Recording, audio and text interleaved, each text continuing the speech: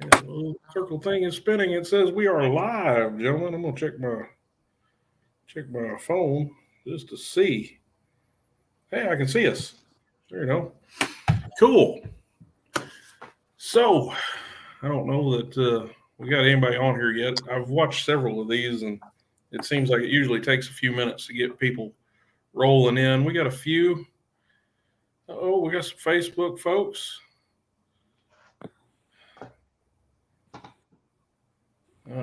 On there, it's for some reason it's just saying Facebook user. I don't know why on my deal. Hello, hello, hello. All right, guys. So obviously here we are. I got to remember not to yell at this microphone.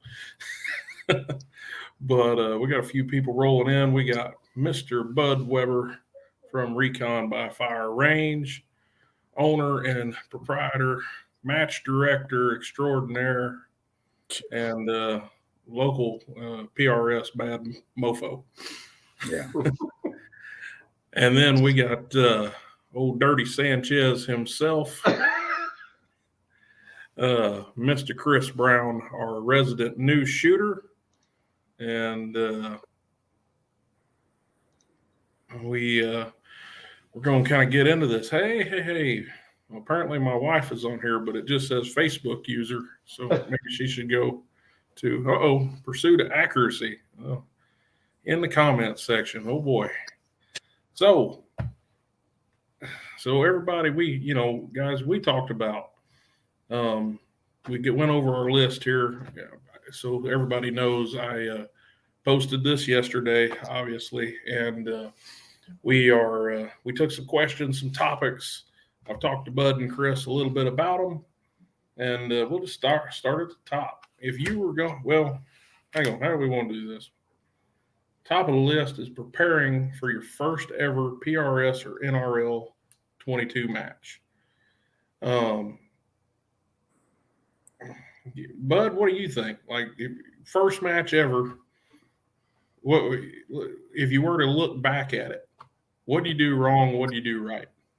My first match was a 2-day pro match at Clay's Cartridge match over in Leading, Oklahoma, with the 308 and 30-mile-an-hour winds.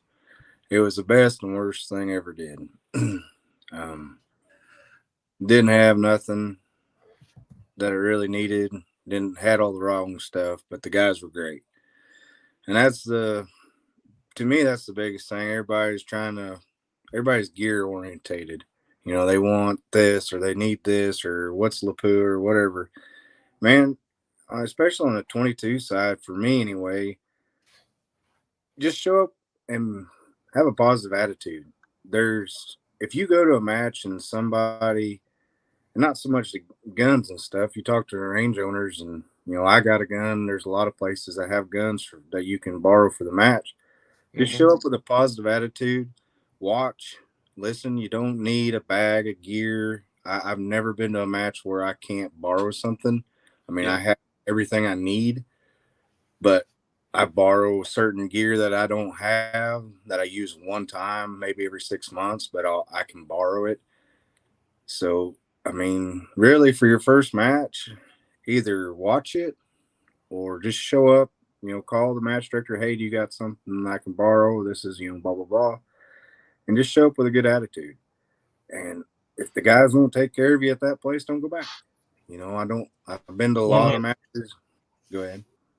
No, 100%. I couldn't agree more. That's, and to kind of extend on what you said about borrowing, rifles or whatever, guys, if there's a match you want to go to and you either see a post somewhere, if I'm going to be there, let me know. I'll bring one of the channel guns. I'll bring one of the CZs, the Tika, the Bagara. I don't care. They're all there to be used. I'll loan any of them out. So, sorry. I mean, that's it, really. I mean, I'll never forget. I didn't know who John Pinch was. He was in my squad, and I was running that 308, and I had other issues, but John was trying to give me his gun. I was like, oh, no. That was a center fire. He would have probably been a lot better in that match if I wouldn't have been there. but he was offering me his gun.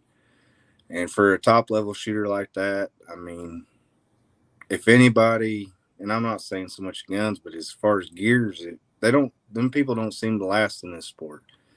You know, so don't get caught up in gear. Try stuff before you use it. You know, I've never been to a match where I couldn't borrow something. Don't don't get caught up in the gear. Just really, you will Yeah. spend thousands and thousands and thousands of dollars for no other reason than you're trying to chase gear that'll make you better. Oh yeah. I was on the phone earlier today with Josh Thomas, which I think you heard part of that, and he and I are two of the world's worst about chasing gear. And in case anybody in the group or on the call, or sorry, watching, I'm thinking about being at work on the call, man. I do meetings all day, but yeah, that's pursuit of accuracy, Josh, hanging out in the comment section. But he and I both. I mean, we've chased guns. Um, I started with like a little Ruger Precision American Rimfire Precision laminated stock bull barrel. No, I shot my first match with it. Matter of fact, hell, they can go back on the anybody can go back on the channel and watch my very first Mean Greens Farms PRS match that I filmed. And I'm in there. Tom Wyman. Oh Lord, we're up shit creek now, boys. But anyway, so hi Tom. But I had that gun, went out, had a great time, and literally like took just my center fire scope, threw it on there, and threw a rail on it, and went to town and had a really good match. And then by the next match I shot, I went and dropped a ton of money building out a Bagara and bombed. I mean, freaking bombed. It was terrible. So, no, I couldn't agree with you more. Good attitude. Go borrow stuff. See what works and doesn't work. And even after, like I still consider myself a new shooter. I'm still very much so just learning this deal. Uh-oh, there's Eagle Eye shooting. Uh-oh, he's after the leprechaun. Hey, Kenny. So, but we after a couple of years of doing it, I still make mistakes at every match. I'm still battling the mental mistakes. So that's something to really think about. You go into your very first match ever, you don't know what you don't know yet. So, but that's why. And here's my first shameless plug of the evening. That's why you go to Recon by Fire Range over in Oklahoma, and you hang out with Bud Weber, and you talk to him about some getting some education. Go over and get you a little education, and just learn. If you can learn how to shoot in Oklahoma wind, you're doing all right. Yeah. So, but shoot, yeah. Chris, what do you think? You've been, what are you at? You got a handful of matches under your belt now. I have probably, I would say, somewhere an average of about 12 to 15 matches under my belt. And I think if I had to go back and do it all over again, I probably would not have invested in quite as much as I have, like behind me and some of the gear, like you had said, chasing. I think I got kind of involved in chasing gear and hoping that would bring the points. Yeah. And this year, towards the end of this year, I got into the mindset of where I could have saved myself a lot of grief is investing in the time of what I did have. How can I get better with what I do have? Because if you're good with what you start with, and if you can improve on what you start with, then as you do decide to improve your gear, that skill continues to carry over. You don't lose the skill because you change the gear. And I think I had to learn that pretty fast in the year, because I was like chasing, oh well, this will do this, and if only I had a different barrel, or if only I had a different chassis, or this and that. And had I known what I know now, I probably would have invested a little bit more in time of training and meeting with guys. And I think with my first PRS match, I started with Rimfire. I have learned more from talking with the people in the squads that I'm in, asking for advice. I mean, I think one of the very first big matches I shot, a matter of fact, I actually think it was the summer match or the second match that Midwest Long Range did there at Benton. And I had literally never shot most of those style targets. Specifically, one of them was like the spinner. And Chris, you happened to be in the squad, and we were sitting there talking, and I was talking to you, and I was like, what do I do? I have no clue. And with a little bit of advice and just taking that advice and that training, I mean, it was exponentially great, and it's only helped move forward. So I think that's probably the biggest thing is, as I kind of piggyback off of Bud, the attitude, being willing to admit that you're not going to be just the best. You know, it's that simple. And even the best of the best make mistakes. But I've told Chris this once, is one thing I try to do out of every match is take one thing away from the match. What did I learn from that match, and implement that tool to the next match? So that's kind of what I would do different, I would say. That's a good mindset. My mindset on every stage as I get ready to walk up to it, and this is a new mindset. I have the what would Bud do? Justin Carbone is, I always thought it was 60% mental, 30% gun, and 20% luck or whatever, 10% luck. But after shooting Carbone and talking to him, and I seen on the comments, and he does have something with the mental. The more I look back at it, how many matches you been to with me where I just got the gun on Tuesday and shot the match, and it's never been the gun. I mean, it's always been me not being mentally prepared. So it doesn't matter if you can get it through your head that, all right, I don't have a Krieger barreled Voodoo. I can't shoot like Chris Simmons, or I ain't got an iron shoots like Justin Carbone. If you just stick with one thing and get really good with it until you start out shooting it, I know it has saved me a lot of money. I mean, I don't know what else to say about it, I guess.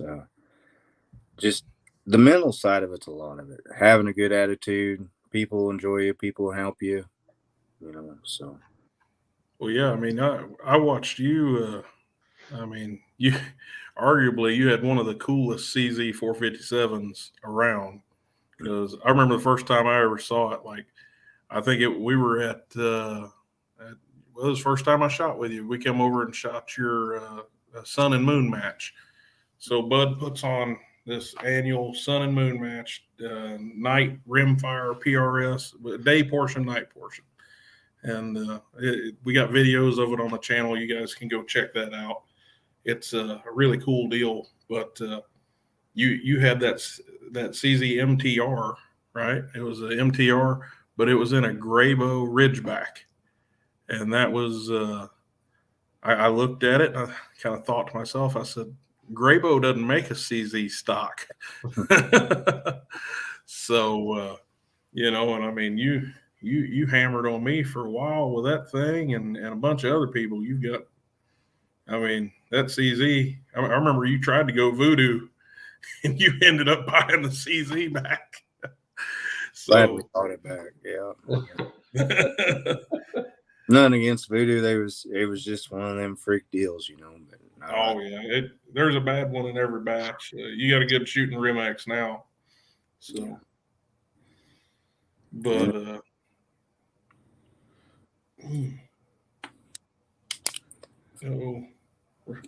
But precision rifle rookies. You know who that is? That's Jeremy Boyer. Oh boy. I don't want to hear nothing about no doo-doos in the house. Every time I get around him, that's all I hear all match long. He get in my head too. He come up talking about shooting doo-doos. He did that to me last weekend. Jeremy, how are you, buddy? Glad you can make it. Which I've had. I mean, obviously I had a Rim-X, which now belongs to Bud, but you reburled it, and it's just the action at this point that I had. It was a good setup, but so basically, I think we're all in agreement. Going to your first match ever, it's not really about the gear; it's about the mindset. It really is. I think that's something all of us. I know some days I'm better at it than others. So now moving on down, something. Bud, you and I have talked about this idea for even just a full video at several points in the past. I just never got around to making it. My laziness got ahead of me. But I have people hit me up all the time over where do I find matches? How do I figure out where to go? Who do I talk to?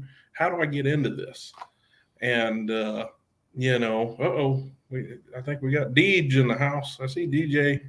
Oh, some of the Missouri Misfit boys. Hey guys, sorry, I keep stopping. I'm watching this deal over here, but the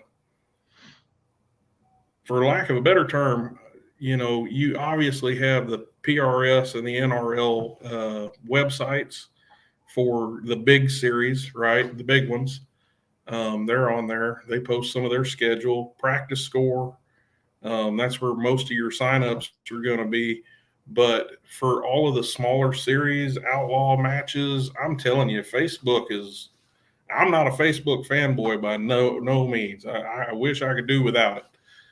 But all the different precision rifle groups on Facebook, I know, obviously I manage one. Both of you are moderators in there, the Midwest Long Range Rimfire series. I tell people all the time, go post your matches in there. And it's a great source to find local matches, at least in our area. Arkansas, Oklahoma, Missouri, Kansas, Texas, and up in we've even had some guys posting out of Iowa and Kentucky here lately.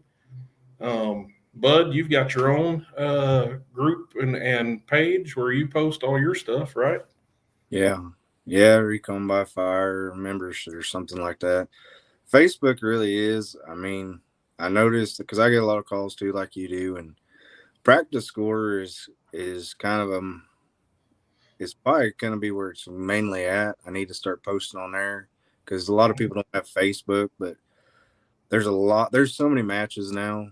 I mean, when I first started, there was one in Oklahoma, two in Oklahoma, and that was it. If you wasn't a member of the OPPS up in Missouri, I mean, that's the good thing about Missouri with the most series, I mean, y'all get together and represent, son. Man, I wish something like that could happen in Oklahoma, but I don't think it ever will. But I mean, most series, is very organized. I know a lot of people complain about this or that, but it's very organized. And when you organize something, everybody can be happy. So I understand there's probably whatever, but I mean, it's very organized. Facebook is, though. I mean, there's little outlaw matches and there's matches every weekend. If you're really hunting and looking and you can find it. But practice score, I think, is probably where it's easier for everybody. I don't know how to work it very good. I know how to submit scores. I know how to set it up, but I don't know how to look on it very good. But yeah. Well, there's just so many matches on there between like USPSA and bench rest and three gun and all that stuff. Everything kind of gets lost in the mix, right? And I know old Big Kenny on here from Eagle Eye Shooting, Desert Precision Gunworks. I've been watching him post in the chat here. He's talking about needing more matches in Arizona, but I don't think he has Facebook.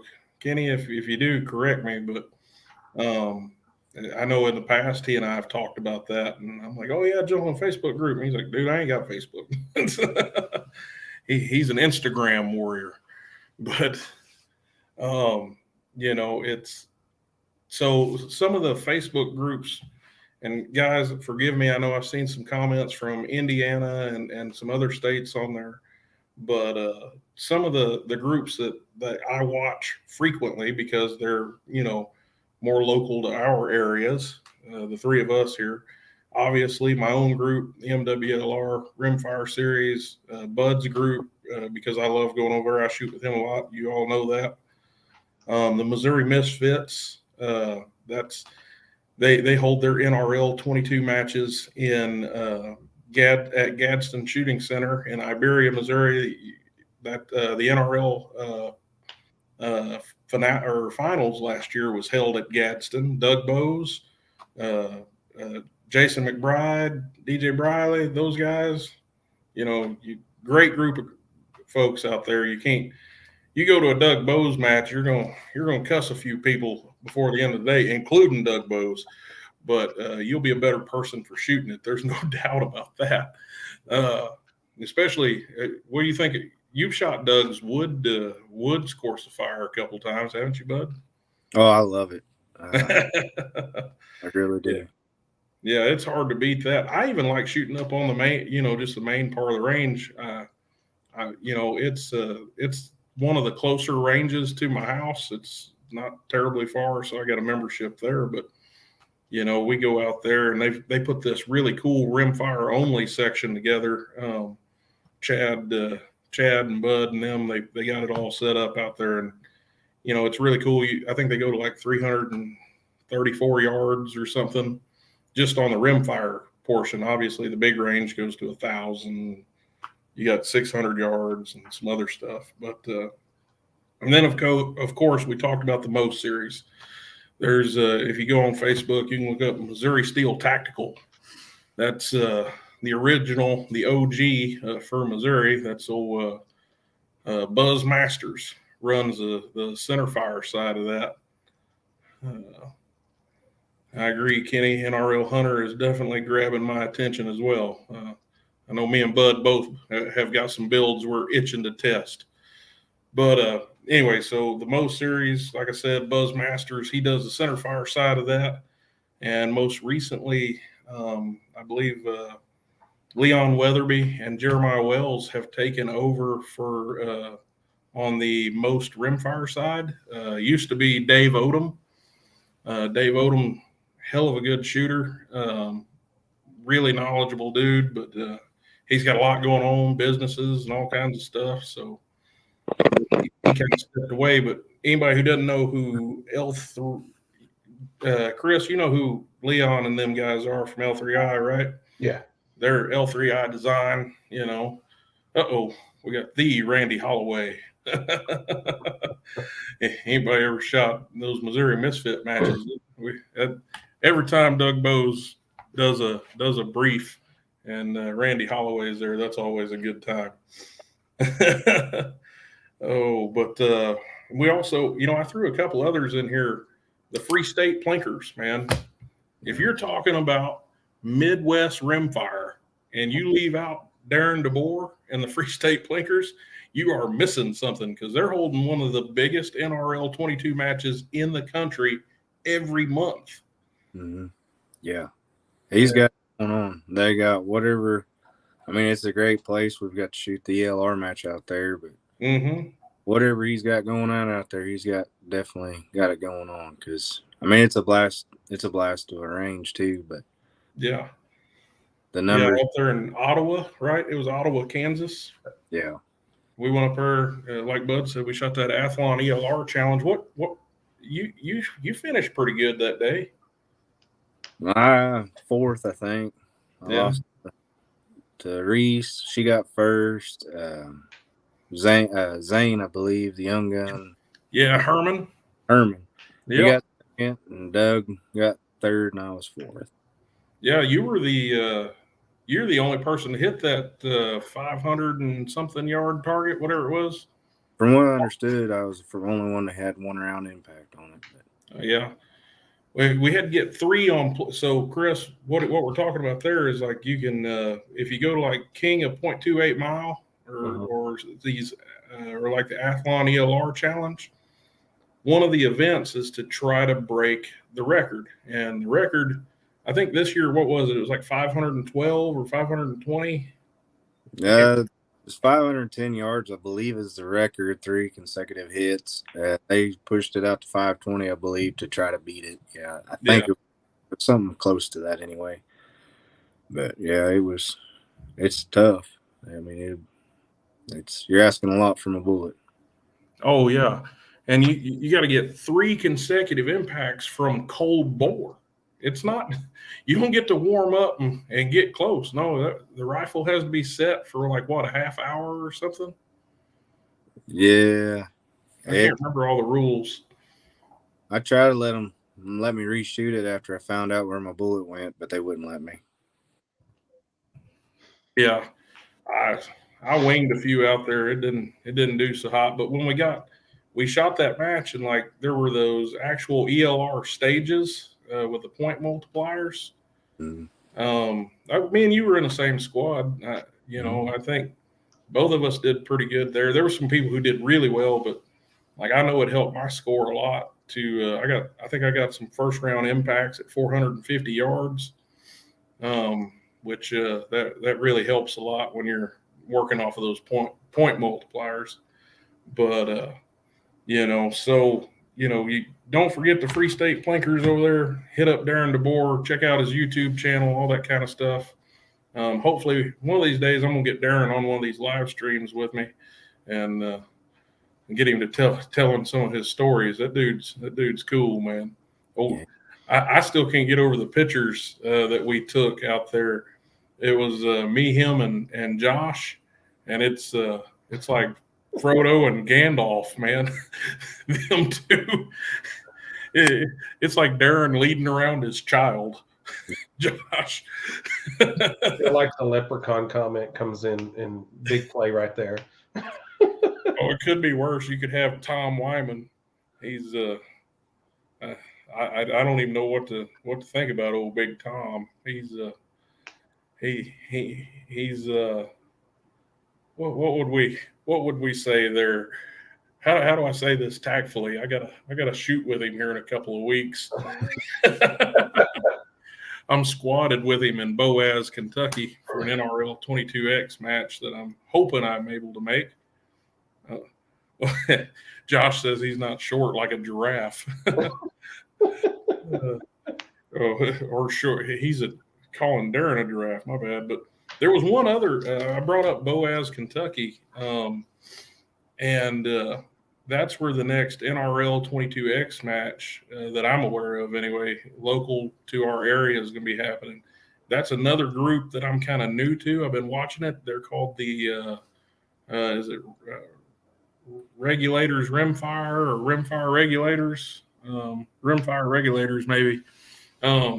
But they're over there. They're doing some NRL stuff and some other matches. I've talked to some of their match directors. Good dudes, pretty good. Oh, looks like Chris froze up. Mm-hmm.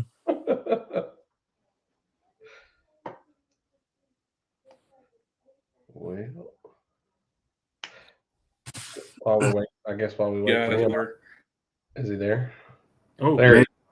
Are we back? Yep. Oh hell! I'm sorry, folks, if we're having technical difficulties, but we're trying here. We're trying. First time. Hey, and we got like 44 people on here. I've watched some live streams on some other stuff. We're doing pretty good. 40, 45. Yeah, I'm pretty happy. I've asked Bud about 1 million questions. Who is it, Mr. Evan Budzinski? Mm-hmm. Does that ring a bell, Bud? You know who we got here? Yeah. He's a bench rush shooter that got him talked into this. He's a good guy. He hasn't cussed me yet, so we're doing good. I'll say I have a time or back two. off of that. I mean, Evan said he asked 1 million questions just this week, but I mean, I'll be honest with you. I think that's probably been the greatest thing about this community in general. I mean, I used to shoot competitive pistol shooting, and asking questions wasn't really something you could always do with everybody. And I will tell you personally, being new, Booker, I've talked to Bud, I've talked to Josh, I've talked to several guys, and it's one of those things where it's always welcome to ask questions, and you're always able to get the answers, and or may not be the answer you want, but it's the answer you may need at that point in time. So I think it's important to always ask those questions. Because Oh I yeah, think Booker can probably confess. I mean, I kind of bug the hell out of him sometimes. I I'm not gonna lie too. It's there's some days I'm like Chris, you need to call Bud. So, but no, we've had some hard conversations even here lately. You know, Yeah. there's some gear that I've struggled with. I won't get too deep into it right now, but Bud's been beating on me for a while to wake up and see the light, and he finally broke through on me. I know he's biting his tongue pretty hard right now. I can tell by the look on his face. I mean, like you and the gnome, you know, you guys are always chasing gear, but you do it for your YouTube channel. And I mean, I don't know. I'm not sponsored by anybody, so I guess I ain't got really nothing to lose and I won't get anybody in trouble. But the biggest thing, it's hard when like people are asking questions, you know, and I'm not the best shooter. I'm a mid-pack shooter. And but it's hard to see guys, you know, ask questions about this. You don't want to be like, can you outshoot that gun that you have now? It's very hard to do that. So you don't want to hurt their feelings and all. But if anything gets taken away from this, it's don't chase gear. Don't. Yeah. The IBI barrel, I mean, IBI makes good barrels and they make bad barrels and whatever. I mean, it's just so up and up. It's very hard to know what your gun can do when you can't outshoot it. It's very hard, like with the little deal me and Chris talked about. You know, just because that lot of ammo or this gun shooting this a lot of ammo or this brand of ammo, blah, blah, blah, blah. If the guy that's pulling the trigger isn't doing his job, you're not learning nothing out of it. Everybody wants to spend money on gear and equipment and little doohickeys and all that stuff. Take a class. I mean, that right there, you don't know what you don't know. You will literally spend tens of thousands of dollars if you got the money to do it. Take a class. And I'm not saying anybody's class, but just take something, you know. But ask questions. It does help, but just don't Bud, you chase. got some people laughing in here. I meant so. Bud, you said you're a mid-pack shooter, and there's at least half a dozen comments calling bullshit. I kind of was doing the same thing, but you know, I have good days and I have bad days, but I mean, I'm not. I mean, I'm not. Anyway, I'm not. I know my place. I'm not trying to say that what my knowledge is better than anybody else's because there's guys out there that whip me all the time. I just know from personal experience. This in March this month has been. I'm going on 3 years now. Chasing equipment will just hinder you. It will do nothing for you. So if you can buy a Voodoo custom action foundation stock and a tangent fatum, buy it. Get it. If you're just starting out, I promise you a CZ varmint and an @1 stock, Mike Manning. Oh man. oh, I mean, Mike Manning. Mikey. If he would, because he don't ask a lot of questions and all that stuff, but I mean, just quit here. I'll shut up. I'm sorry. Oh, you're good, man. oh man. Just run what you got and spend money wisely, I guess. But you know, Doug Bowes, Doug and them, they do awesome. They really do. They had a train with Doug and them that one day. What was that? What did they call that? It's kind of like train with the pros, but it was whatever. Dude, if I could have went, I could learn from Doug Bowes. I can learn from Deej. I can learn from everybody. You can learn from everybody. Just come to a match, be happy, Yeah. and just, I mean, if you watch Tom or talk to Tom Wyman, I probably wouldn't listen to that guy. But other than that, he's been. So Tom, he asked me, he made a comment, and I was on the phone with him a little while ago, and Tom, he's like, the question is whether or not to stay sober the night before or to go ahead and have a drink and shoot hungover like he's done at every other match he's ever shot in. And he's a character, but I tell you what, he's taking it more serious than he lets on. He's out to win, and he's going to be a hell of a shooter. He's already, and hopefully his head don't get too big hearing this, because God knows I'll never hear the freaking end of it. But anyway, so if you want to find matches, obviously, guys, like we said, check out Practice Score. That's where most of your registrations are going to be. If you don't have Facebook, if you're on Facebook, start with the groups we talked about. And from those groups, you will see postings from other groups. One group I forgot to mention, and I know I've been seeing Jeremy Boyer posted in here, Mr. Precision Rimfire Rookie, talking about my doo-doo voodoo. But anyway, he's got another group, Ozarks Precision Rimfire, down at Springfield Bench Rest Club in Billings, Missouri. He puts on an NRL 22 match down there too. So, like Bud said, there's matches all over the place. You can shoot every single weekend in our area if you want to. If you're not scared to get in the car and drive an hour or two, no reason to not catch a match.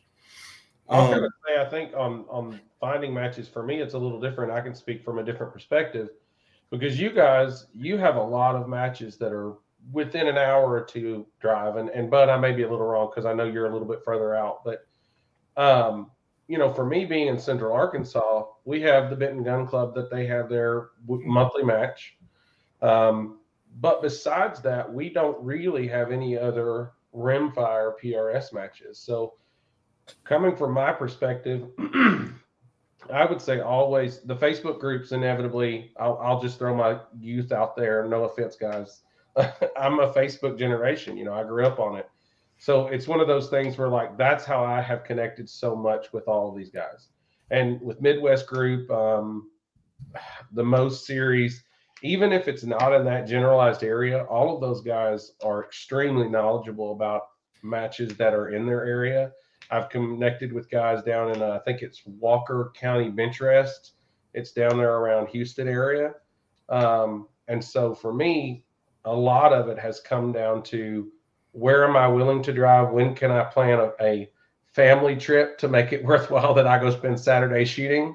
Or where can I justify driving? And I mean, last year in November, I took the furthest trip I've done so far, and I went up to what was that town, Chris? It was just north of St. Joe. We went and shot with Kurt Burkhead up at Muddy Creek Rimfire in Coffee, Missouri. He puts on a old Crazy Legs. But that's he puts on a field match, very much so. It's almost kind of like Team Sniper Challenge, Vortex Team Sniper Challenge, with a mixture of NRL Hunter. Really challenging match, really fun match. He just did a second one. I wasn't able to go to it. Yeah. I know I saw some really good shooters go to it. Dave Odom and Caleb. They're winning some of these, like the Mammoth or whatever it's called, right? They're kicking butt on some of that stuff. But Dave was there. Darren DeBoer went up there. He shot with a team. There were some other guys. A good friend of mine, Luke, from over in the Chicago area, him and his partner went and shot it. Luke's, but I always have to, the only way I can remember how to describe Luke to you is he's the guy that gave me the weird beer, the Polish beer, after the match was over. That would have been that's been a while ago. That's been like what 2 years ago now. The most Rimfire finale 2 years ago.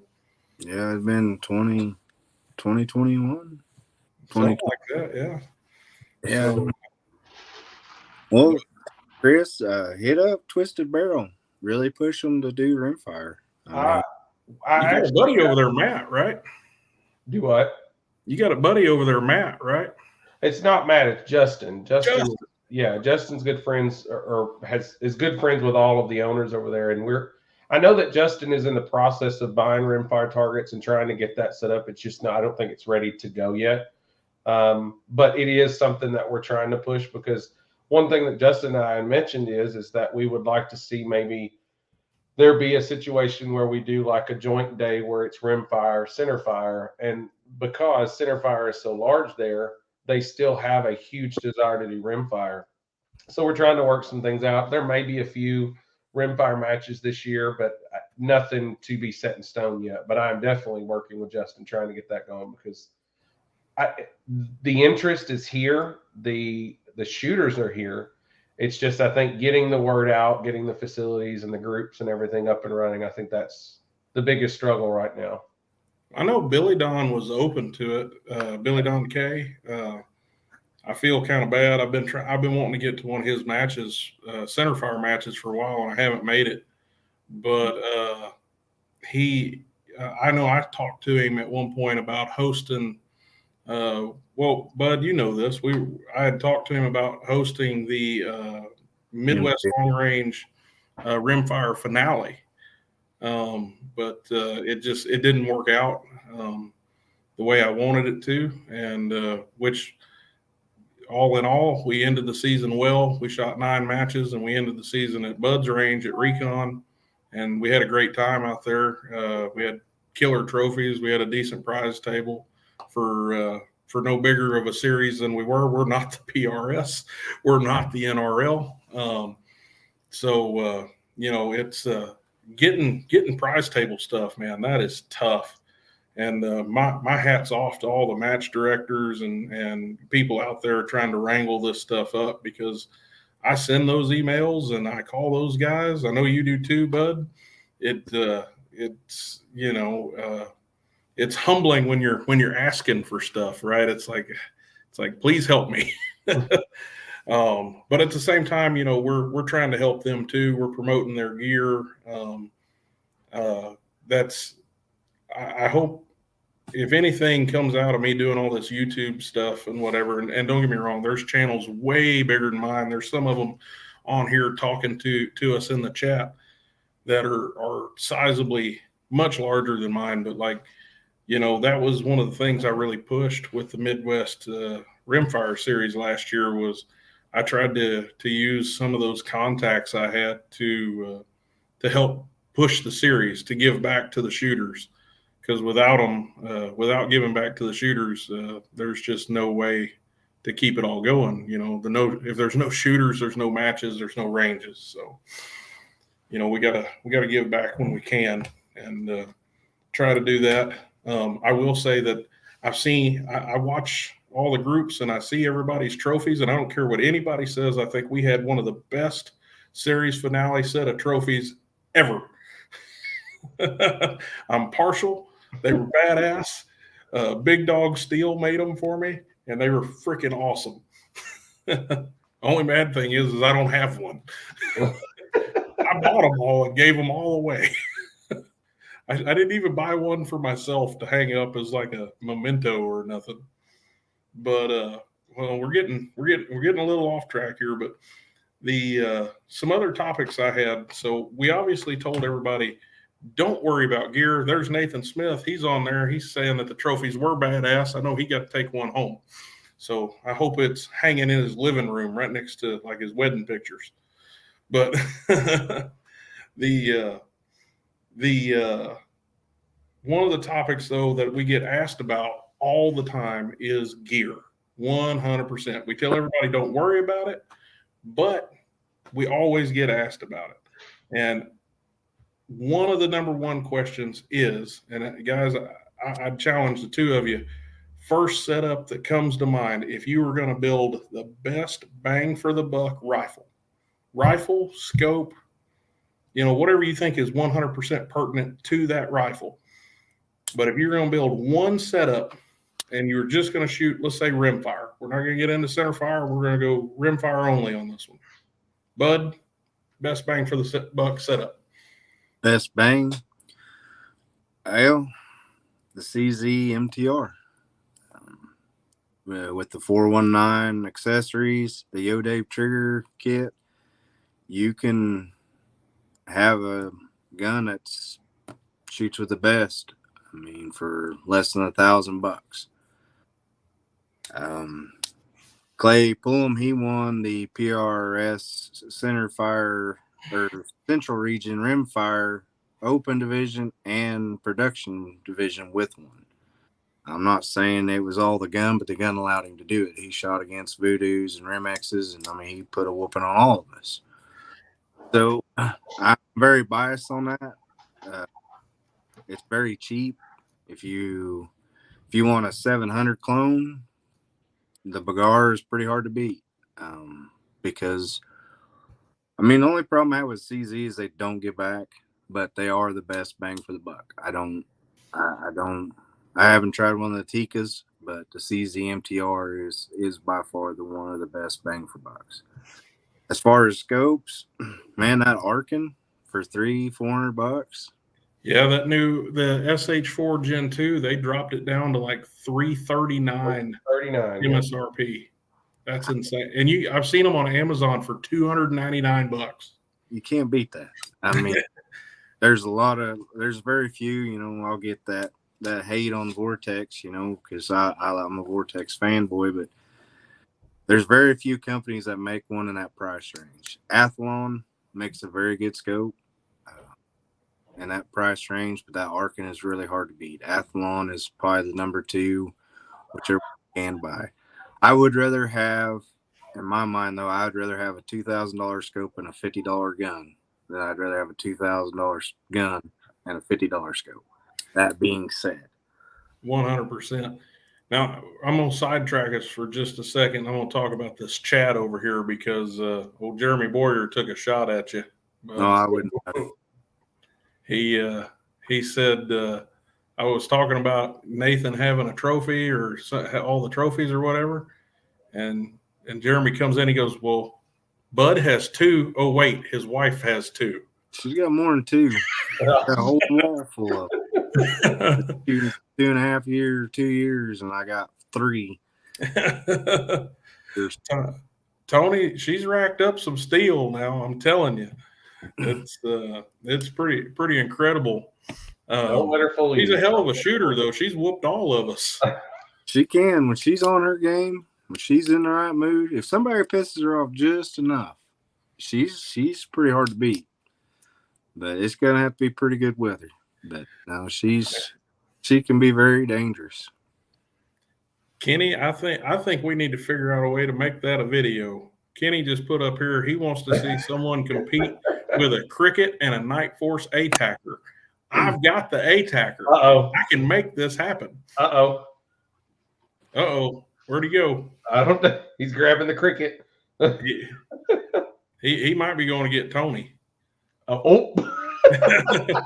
Or at least the trophies. I bet if he comes back with there he is. Hey, that's savage, isn't it? Hey, don't do that. They'll pull us off YouTube. Oh. I got the I forgot to cover the YouTube rules. Don't touch the gun while on a live stream. That wasn't a gun. That was a toy. That was a Nerf gun. Sorry about that. You're good, but so I can't agree more with you, man. CZ MTR, that's my number 1 recommendation. I've never seen another factory gun at that price point that will shoot with the MTR. So that 100%. Then scope rail, whatever. That's if I was doing a budget, I'd probably look at DIP Same place you get like the aluminum mag well for the CZ. They sell a pretty good scope rail for the budget. It's pretty solid. I think they only charge like a fraction. It's like $50-$60 maybe. The youve springs, hard to beat. I shoot Timony and everything I got, but for the money, my CZ Pro Varmint, it's got a youve in it and an SH4 Gen 2. I think I've covered what I would do. Like, you can go to the channel. There's a bunch of videos on that CZ. Yeah, I think when I was setting mine up, I felt like one of those fanboys chasing everything, because it seems like CZ457 is the go-to entry level. And it was like I was setting up my gun, and the next thing I know, I ran into Midwest Long Range channel, and it was like, well, dang, I just built the same gun he's doing. Like, what am I? And then it kind of felt awkward. But then as I started shooting it, I mean, I don't know from a newer perspective from where I am at. I was like, hey, I'm going to come in as budget friendly as I can.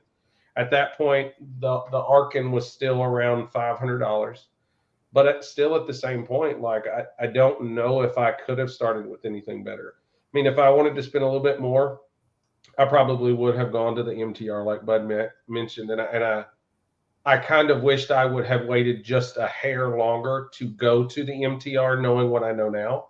But I still wouldn't look back. I mean, this is the CZ457 behind me that I started with. Obviously, it's a lot different, but I just think bang for your dollar. I think that's the best place to start. Like you mentioned, 700 footprint. I've shot a couple at the range, and Bagara seems to be the easiest entry level 700 footprint rifle that you can go in. But I just don't have enough experience behind them to say yay or nay. But I think that's kind of where I fall on, because I just don't have the experience on the other brands. So I'm gonna light a fire right here, because I got a bone to pick. Uh-oh. And that's you mentioned the Bagara, and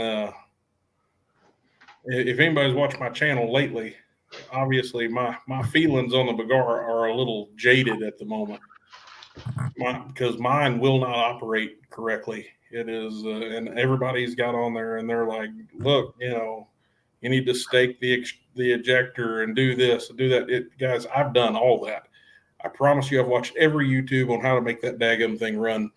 And what I ended up doing is sending it to a very good friend of mine and Bud's, and let him see if he can sort it out. He's a hobby gunsmith, and he's going to take a look at it for me and see if he can get her lined out. But Bud, you remember old Bear Paw? Yeah. I'll say something just to stir it up a little bit more. Did you have problems with it before you changed the barrel? Yes, I did. You did? 100%. Now yeah, I was having ejection and extraction issues with that gun well before I changed the barrel on it. Now the bolt breaking, now you ain't gonna blame them on that, are you? No. When there's a round there, something's gonna give.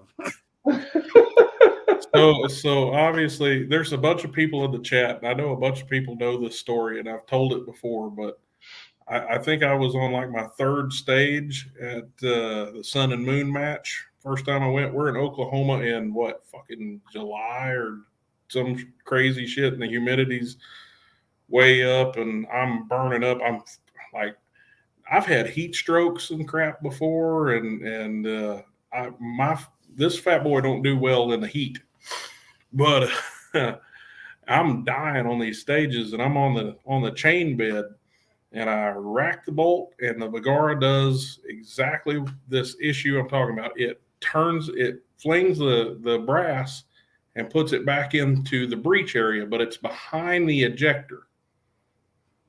And what happened is I went to send the round, bolt the next round, and it's a jam. The bolt won't move. So during the stage, I pull the bolt out and I lean down. It's hot, sweat's in my eyes. I can't see. I look in there. I don't see the piece of brass. It's dark. I just missed it. Yeah. And this was during the day portion. No. Yeah, that's right. It was during the day portion. I'd only shot like 3 stages. And I put that bolt back in there and I sent it home. And the bolt knob broke off and ka-dink, ka-dink, ka-dink right off the end of the chain bed. And I remember Bud coming over and looking at it. That's the first day I ever met Bud. You were kind of like, oh man, I'm so sorry you come all the way over here to shoot this match. We're in for hotels and the whole nine. And he felt bad. But I finished that match and I didn't shoot bad. I shot decent. I think I don't know, I was mid pack or top 10, somewhere in there. Everybody was a winner that shot that match. That was a test. That was brutal. Yeah. I've seen photos of that match, and I do not envy you. That looked brutal. Dude. But I finished that match borrowing somebody else's bolt, having to switch bolt all day. James Davis was over there with us, and he would shoot and then give me the bolt, and then I would shoot. He's a brave man for loaning me his parts. But where I get at, I have an issue with the accuracy of the Bagara. At 50 yards, they are lights out. They are really good shooters at 50 yards. I have yet to have one without a tuner or something on it, just stock gun, that isn't stringing or falling off at 100 and beyond. I've really struggled at distance with the Bagaras I've had. The one I have currently has that IBI barrel on it, and it was kind of messing up at 50, and I'm having it looked at, so I don't really have anything to say about that one yet. Bye, Josh. Josh is out of here. But hopefully we get it back, get it lined out. It's in my favorite chassis, the XRS, my American flag chassis. It's that's my baby. I can't help it. That thing is, it's like synonymous with my channel.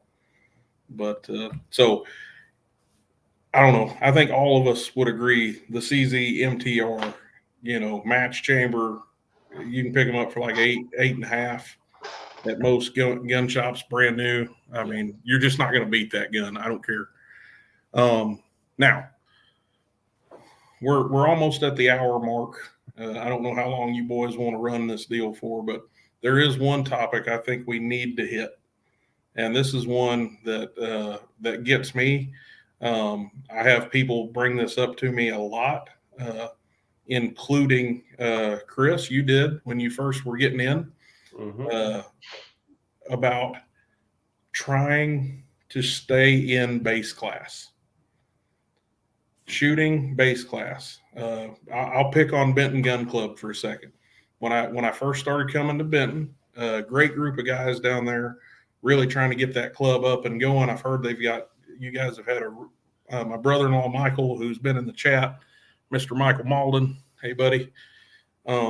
And Chris, I mean, you guys are both members there. And I know that you guys have seen a big increase in people attending the match, right? Yeah, we've averaged about 20 the last 2 matches. Yeah, the first time I came out there, I think there was 10 shooters or less.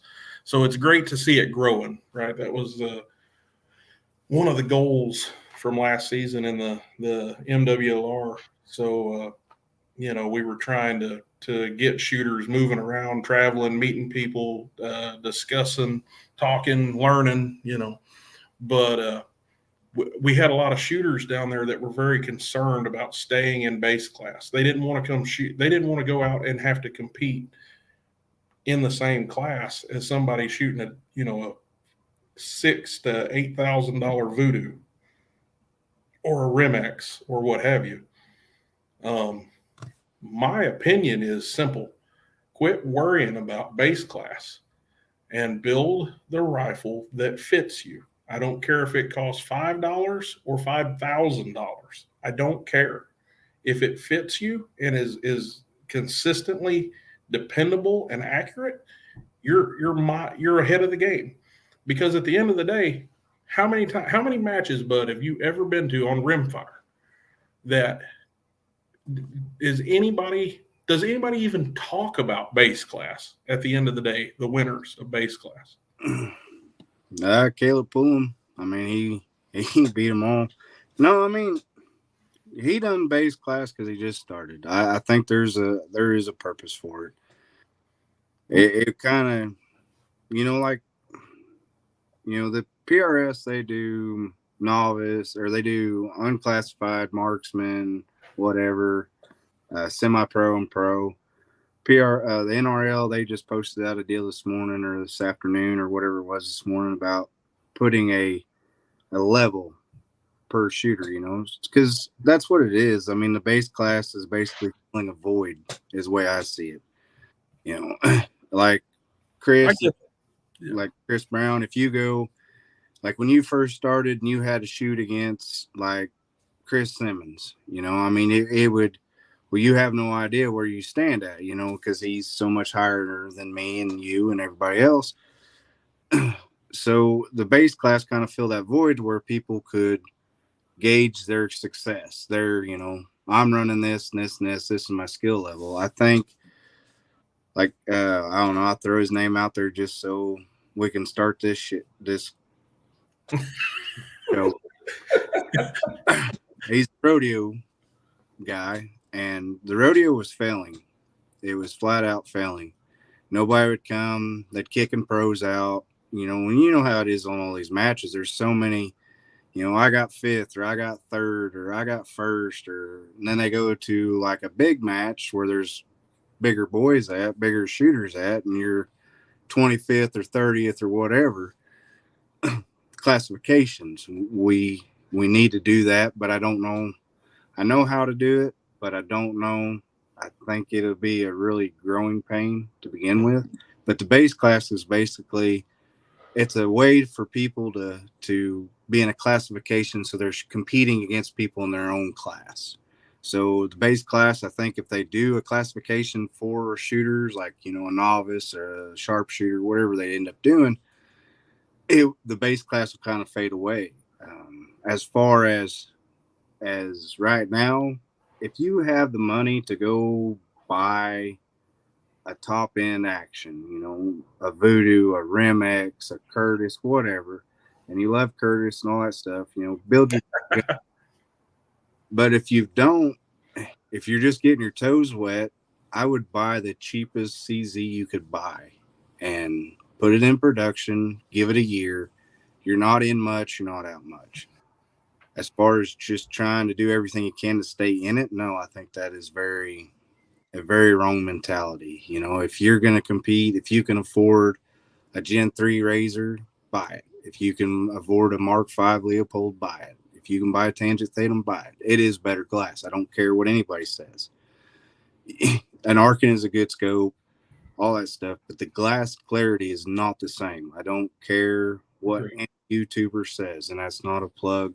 There's glass is glass, but glass is going to be better with that price point. So don't hinder yourself as far as, I want to stay in base class, so I'm going to buy a Diamondback, scope, or I'm going to buy an Arkin 5 when you could buy something better, get out of it. But if you're just starting in, yeah, do it. If you want to get your toes wet, yeah, it's a very easy way. You can get your money back and you're not out of a lot. But yeah, I don't know if I got on the target, off the target. I see there's like 18 comments, so I really started up something. Well, Mike Manning jumped on here actually. Yeah. So I'm glad to see him. Kind of missing getting to shoot with Mike some. Hopefully, Mike, you need to come out to the March 19th match that Bud's putting on. I'm coming to that one. March, what do you got this month, Bud? You got March 18th and 19th? Yeah, 18th will be the Center Fire, 19th will be the Rimfire, I believe. Don't quote me on that. My brain is more scrambled than normal. No, I hear you there, man. So yeah, I know I'm coming for the rimfire side of it. The center fire side, I'd like to. It just depends. Obviously, I'm having some. What would you call it? Some magneto speed issues at the moment. If you shoot your magneto speed with a 22 Creedmoor, it no longer functions. So I need to get some dope on my 25 Creed and then get it brought out and shoot your center fire match. I've been thinking hard and heavy. I got a spare action sitting on my bench at the house, and I've been thinking hard and heavy about a dasher. I got a line on 8 pounds of varget, and I think I need a 6 dasher in my life. I mean, I don't know. Look what the pros run in the center fire. Rimfire is different. Mm-hmm. I mean, you can compete with a good gun. If you find ammo that it shoots really good, you can compete. You don't have to chase whatever.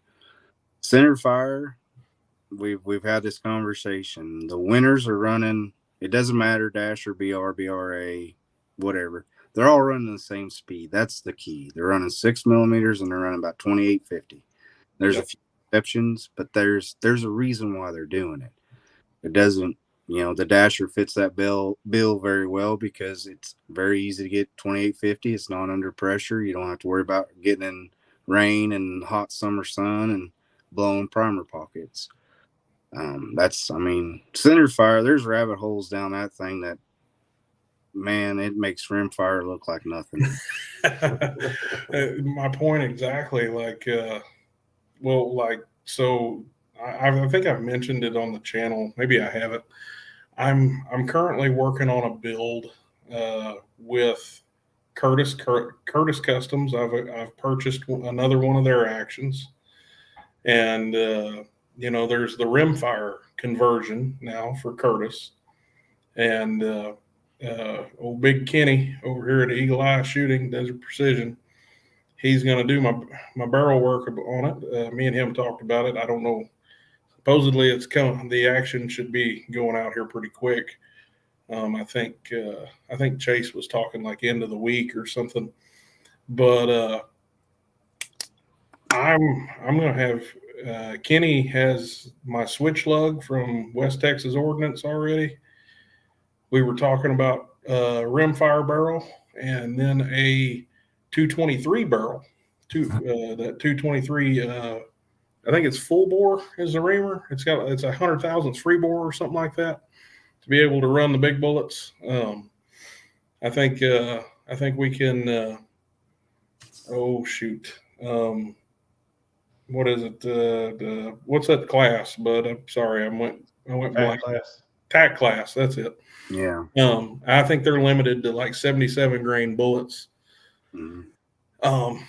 I'm really curious, and especially with you running these double headers, I want to put this rig to the test. I'm gonna put that Curtis in. Yep, Kenny's right there. 223 full bore setup mainly for 80.5s to 88 grain ELDs or 80.5 burgers. But I want to bring that gun to recon. I want to shoot the Saturday match, which obviously we're going to be in the Oklahoma wind. That's going to be tough on a 223. I probably will, say the hell with TAC class and just go to the bigger bullet and try to buck wind as best I can. Jump up on like an 80.5 or 88 grain, I don't know. We'll see. It depends on what bullets I have money to purchase. Want my 2 cents? Yeah, bring it on. On center fire, if you're going to start in it, a 223 308 is a very good thing. And the reason why is it will make you better at wind calling. It really will. It's going to buck the wind, not as good as 6 millimeters, but it's going to make you a little tighter. Run it for a year, get very comfortable with your system, and then swap over. and get you a 6mm dasher, Creedmoor, whatever. I run a Creedmoor. I run GT. But, I mean, there's so many rabbit holes in that. But run the TAC class. It's not a bad thing. It will make you a better shooter. I mean, it will make you better at win calls, especially if you go to outlaw matches or whatever where there are 2-3 MOA targets and stuff. But I mean, you're only going to grow in your surroundings. So Yeah. you go to a small pond. Go ahead. Yeah, you make a great point, man. And like some of the other guys here in the chat are talking about too, trying to keep the cost down on the reloading bench, right? Components are crazy high. That's one thing that really kind of pushed me to think about 223, right? Brass is cheaper, not necessarily cheaper powder, but less powder, right? We're going to get more out of each pound. The primer's still the same, we're not saving anything there, but you're going to give it a shot. But your match, your weekend setup, that double header gives me a really unique opportunity to test this setup, come out, shoot a center fire match, bust the barrel off of it, spin the rimfire barrel on, reset the zero, and come out on Sunday and shoot a rimfire match off the exact same rig with the same optic, just with a different barrel. Yeah.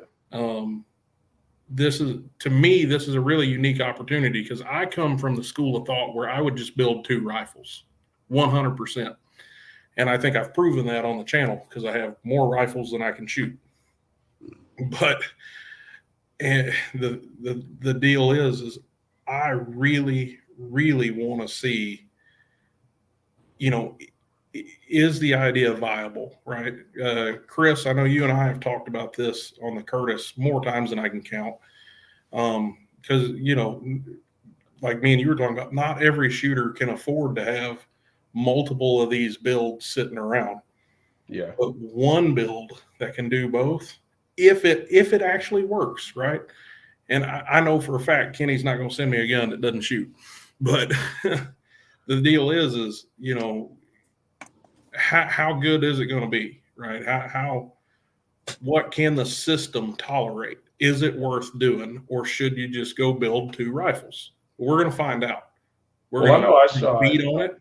I shot Dalton's there at Muddy Creek, and he was running that conversion 22. Now, granted, we didn't shoot center fire. Yeah. But I was rather impressed by just what it was doing just as a conversion system. And I would be highly interested to see the same thing because you just don't see the information as much anymore or yet out there about that. And I think, like you said, we talked about it, and it's huge interest to me because I don't have the ability to just go out and buy a bunch of rifles and build them and test them and this and that. And so I'm dipping my toes into center fire. Luckily, I have somebody who lets me use a spare 6 Creed that he's got, and I've started to really enjoy it. I've got to get some more trigger time behind it. I don't know how, but he has somehow roped me and talked me into doing the gap grind as his amateur shooter this year. So I've got to do my fair share this year. So, but I may be hitting you up for a class or something here before long. Come on. Bud, you want to go do the grind with me? We'll go do the gap grind. Bro, I've been in the PRS for 3 years, and I'm still non-classified. I'm sure I'm not classified. Go ahead. Go both as. I want to be like Bud. Is that Jeremy? Yeah, that's Boyer. That's freaking Boyer. Now, so I wonder if how does that work at the grind? Do you know? If you have like an optic sponsor, does that automatically throw you into the pro? I have no idea. I really Kenny, you shot the grind. You're in the chat. How does that work? If I got an optic sponsor, does that mean I have to shoot pro? see if he answers. He may not be paying attention anymore. Yes, it does. Oh, it does? Oh, yeah. There we go. The DJ said, yeah. Yeah, so that would be hilarious. You can be my amateur. Oh, I say Oh, do God. That's the worst thing I've heard all day. That's terrible. it. If Bud Weber's my amateur, we're in trouble. Dude, I get my butt kicked all the time with center fires. That's why I shot 308, because I didn't get to shoot very much of it. I don't know. Center fires don't excite me anymore. I've literally thrown guns in the middle of the range with center fires. I've had to scope fall off my 22, and Doug Bowes was there for that one. And Jeremy, he's actually the one that had the tools to help me put my scope back on. Center fires, man. I like 22s. I really do. But I see the appeal to both of them. I really do enjoy center fire because it gives you the opportunity to kind of stretch the legs and kind of see what you can do at those much further distances. But I will say that it did not. Now, this just shooting at Twisted Barrel on just a range, I did not get the excitement out of shooting that 1,000-yard target as I do shooting the 22. And I don't know what the difference is. I mean, they both have their appeal, but I've never had a bad day rimfire. I've had really bad mistakes. That's center fire. I tell you what, if I had Chris Booker money and sponsor, I could give me 6 GT bullets, ammo, or Hornady more. I probably like center fire more, but I hate reloading. Really do. You and Doug Bowes both do that shit to me. If I had Chris Booker money, shit. If y'all had Chris Booker money, you'd be sorely disappointed. Is what you'd be. You'd be like, no wonder this idiot eats ramen noodles because he's broke. Yeah, be like 2-second Tom there. You know, he just started 2 matches ago. This is his second match. Oh shit, we talking a lot of shit tonight. So If you had Booker money, your internet would be cutting off right now. Oh shoot. I think that's something that's something that we isn't talked about as much. Somebody said, a Facebook user said something about the 22 gets the kids involved. And that's something that I think is a little, I think we've kind of talked about, you know, more or less adults and getting into it and what we're going to do to push the pursuit of our sport. But I think for me, a big thing right now is, I mean, I have a 7-year-old and I've really started enjoying, I mean, we've gone to the range a lot and he's just getting behind the rifle, learning to use a scope, doesn't really have to much experience. But seeing the joy of what they do there at the range and what they do in the matches, that's really cool. I mean, somebody that shoots up there with Matt or Bud a lot, Matt's son, I forget his name, but I mean, watching him shoot was like incredible. It was just like, man, that's the future of what's coming up into the sport, and there's more and more of that you see, and it's really cool. So I think that's a good point to point out with Rimfire. Oh, absolutely. Getting my boy out there, he shot some matches with us. I absolutely love seeing Matt Miller's son. Alex Miller. That's it. Yeah. Alex gets out there, shoots with us. Keegan Keener, Morgan's boy. Yep. And he lays the hammer down. And then you got Reese Bowes. I mean, I guarantee you, she got more trophies than all of us. Well, I know I ain't got but one trophy. Bud's got more than I do, and I don't have any. Way to rub that in. You'll get there. I've only got one. Most of the matches I go to don't have trophies. Jeremy, where are you at, Boyer? I don't even get a koozie when I go to Jeremy's match. Oh shoot! But Kevin's here. What did Jeremy say here? He says, "I wish Chris would build a kids and let his boys." Oh, he's talking about a kid 22. My bad. Okay, I get what he's saying now. Autocorrect got him.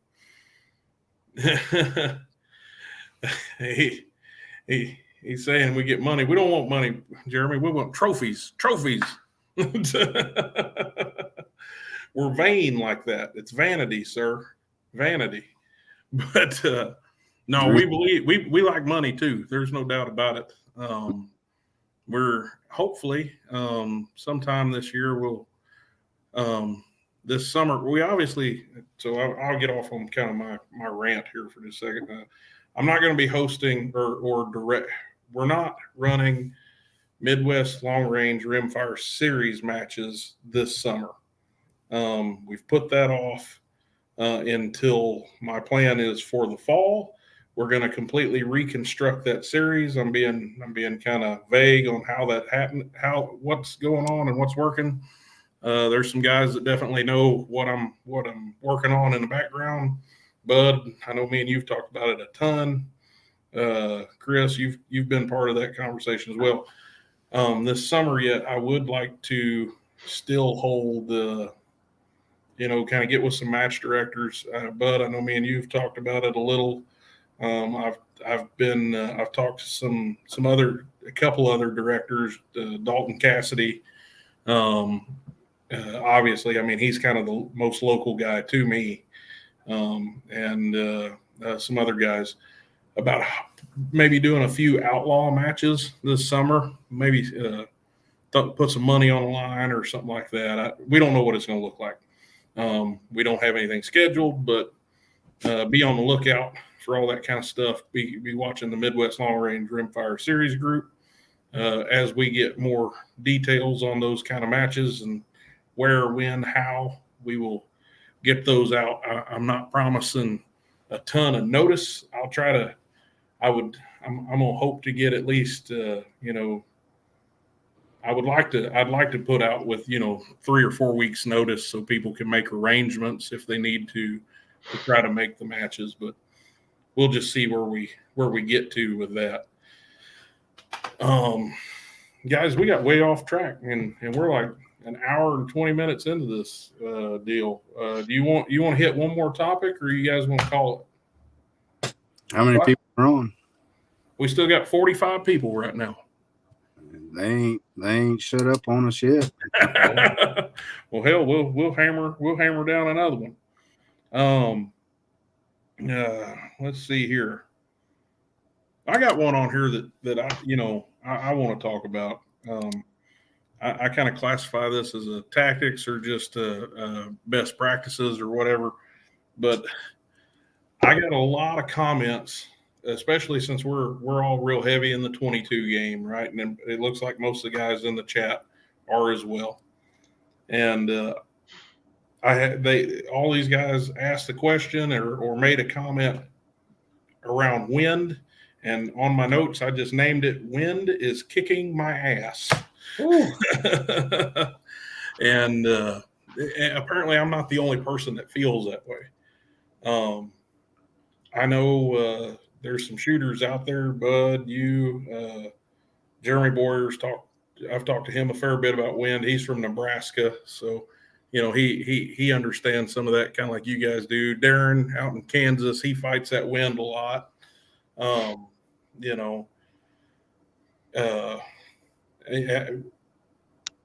I the only one which I know I'm not, because you and I have talked about it, but I can go up to the stage and go through the stuff like I'm supposed to, check my wind. Here it is, got my Kestrel, do my deal, got it. And I get on that stage, and if that wind changes, I am so screwed because I go numb. Like I can't feel it. I'm not thinking about it. I just go completely numb. And it actually happened to me just over the past weekend. I shot just a small NRL 22 match with Jeremy, and it was some of the worst wind I had seen at a Missouri match in a long time. I mean, we were seeing gusts up in that 20-mile-an-hour range, but then we would have dead calm, nothing. And we would have a headwind, and then we'd have it switching dead nuts 3 o'clock, 9 o'clock. And it was some of the most frustrating stuff. I can't tell you how many times I just there were times during the match where I put the gun down and I'm like, I should have stayed at home. I shouldn't even left the house. And it got in my head. It ruined my mental state that we were talking about earlier. And it didn't go over well. So, I mean, what are your thoughts, man? What do you get into this stuff a lot? You shoot in the wind a lot. See how what do you think? I mean, if you can feel the wind on your face or do something like that where you say you go numb, I have the same problem. That's a big deal.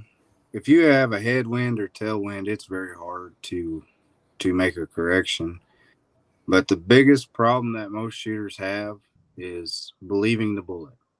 I mean, if you see that bullet, if you think it's whatever, say it's a right to left wind, you see that bullet go 5 miles to the right when there's a right to left wind and you have 4/10 in it. Well, maybe now the wind's left or right. People won't believe that. They think they done something wrong or whatever. I mean, there's a lot to it, and I don't know. There's no magic sauce to it. JTAC class would probably be the best thing to ever take for that. Them boys are, I mean, they're Western Oklahoma. They shoot out in the wind all the time. But believe your bullet. A lot of it mentally is another thing. I mean, you lost that match by 4 or 5 points. If you would have stayed in it and tried, just kept your head in it, would you maybe caught up on them points? Maybe, yeah. I mean, there's no secret sauce to it. There's no secret sauce in this game. You got to practice, and you got to do, as a shooter, you got to do everything right. Everybody blames the wind for everything, which, Chris, you know this, we've talked about this before. If you can't hold that reticle where you're aiming at when you pull that trigger, maybe the wind got you. Maybe you just jerked it off, Yeah. And you're going left and right, left and right, left and right. I mean, there's some secret sauce. I really don't want to say anything. I mean, well, yeah, like you said a minute ago, believe the bullet. I think I could be wrong, but maybe this is Chris Beck in here with us. C. Beck, maybe. I bet that's him. But he had a comment here. I wonder if I could just show this. There we go. There we are. Yeah, I know that's him. Best indicator is your last shot. No doubt about it, man. No doubt about it. That is almost identical to what you said, right? Believe the bullet. Them Ely magic bullets, I seen that in Missouri. All the way in the dirt. Or even where there was another Kevin some of those comments. We started talking wind. These boys lit up now. Kevin Moore. Right here, Kevin Morrison, right? Big Kevin, we shoot with him a lot. He started dialing in his minimum wind. That's some stuff I've heard a lot of other guys talk about too.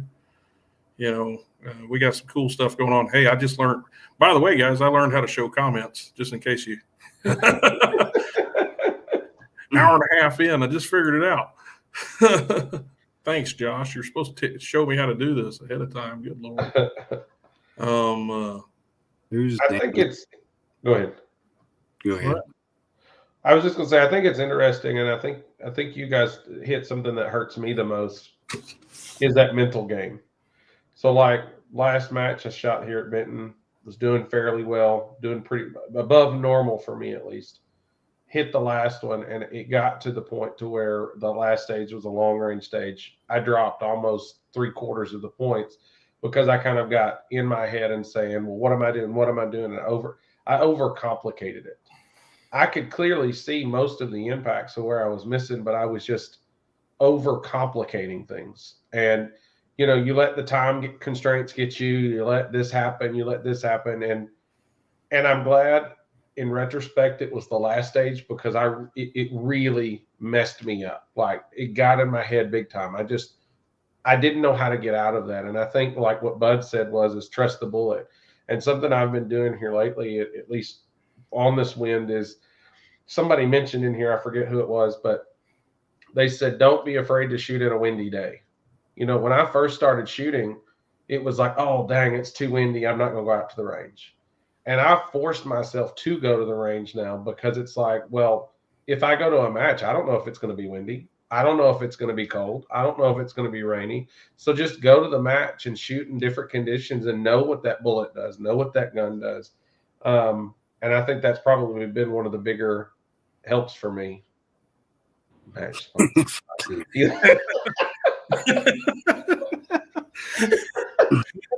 I wish there was a way for me to have my Doug Bose deal come into there where he goes, "Matt, sponsored by Ely." That's it. You're never going to shoot a match that's going to be perfect. So you have the right mentality, Chris. Really do. You're not going to shoot a match when it's perfect. You know, we call them fair weather shooters where I'm at. You know, they'll come out when it's nice and beautiful and all that. But if it's nasty, they ain't coming. You got the right mentality. You got to shoot in it, and you got to, you know, figure it out. And the best way to figure it out is shoot in it. Take a class, learn your Kestrel. Like we talked about, you getting a Kestrel. You know, Kestrel has a whole bunch of stuff on YouTube and stuff, classes and stuff to understand them more. I'm a KISS guy. Keep it simple, stupid. The more complicated I make something, the worse. I've talked myself out of points so many times. So your mentality's right. Shoot in the wind. You know. I don't know. I get going rambling and on, and I'll shut up, guys. Well, that's what we're here for, is rambling and going on. That's the whole deal. The mentality side of it is good because, like, the last match I've got to shoot, I used to shoot 2-3 matches every month. Last match, but that's for you. I think every match he shot with you, it's been raining and pouring, and we're walking around in muck boots. And no, wait a minute. Mike also has to get a rifle that he likes to be behind, because I've seen him cuss that gun out more than I have seen him shoot it well. Dude, last year it's not my fault. Last year, Chris is like, these are the dates. All right, I put the match on every time, raining every time. But anyway. So I shot a match over at Joe's, Stillwater. I was doing really good. I zeroed a stage against Joe and all the good shooters over there. I zeroed a stage. I had 2 stages left. I did really good on them. I ended up winning that match by 1, and I zeroed a stage. If I would have let my mental side of me fall, I'd been screwed. So, I mean, it doesn't matter. If the wind's switchy on you, it's switchy on everybody. That when you get done with that stage, do like Elsa, let it go to the next one. I mean, if you get to, I mean, that's why I don't shoot center fires. I get so mad, I literally have thrown my rifle, took the bolt out, and I chucked that thing out in the middle of the pasture. If you're not having fun, then why are you doing it? So don't let it get upset. You know, we're not shooting for $20,000. You know, we're shooting for maybe a koozie, maybe $30. Go out there, have fun, and just let that stage go to the next one. All right, I learned, and go on. Yeah. So, no, I hear you there. You're 100% right. It you know, is it. I've heard you say it before, and I've heard other guys talk about it. Right. Shooting on a windy day. Remember your dope. Data on previous engagement. What did your last shot do? That's the best information you have, period. Yeah. Whatever that last shot was.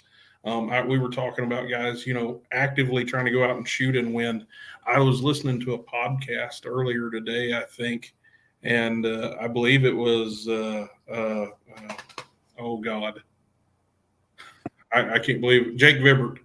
I was listening. He was on there. I think he was on Rifles Only. I was listening to the Rifles Only podcast, and you know, he was talking about, you know, just shoot, just go for it. I mean, everybody got to shoot in the wind, and when's a better time to learn what your rifle's going to do? You know, other than practicing in the wind. You know, figure it out. So I was listening to him, and then the owner of WeBad. I can't remember his first name. Gosh dang. I know his last name's like Weiss or whatever it is, right? He was on another podcast, and he was talking about some of the stuff because he won that some other match. Maybe that was another rifles only thing. I think he went and won it. Usually the guys, whatever that match was, I was listening to this podcast. Usually the winner wins it with like 60-something%. And he went out and won it with like 77%. That's impressive, right? On a match of that difficulty. So, but and they all had one common denominator. These top shooters are talking about go out, shoot in the wind, and learn what it's going to do. Remember, dope.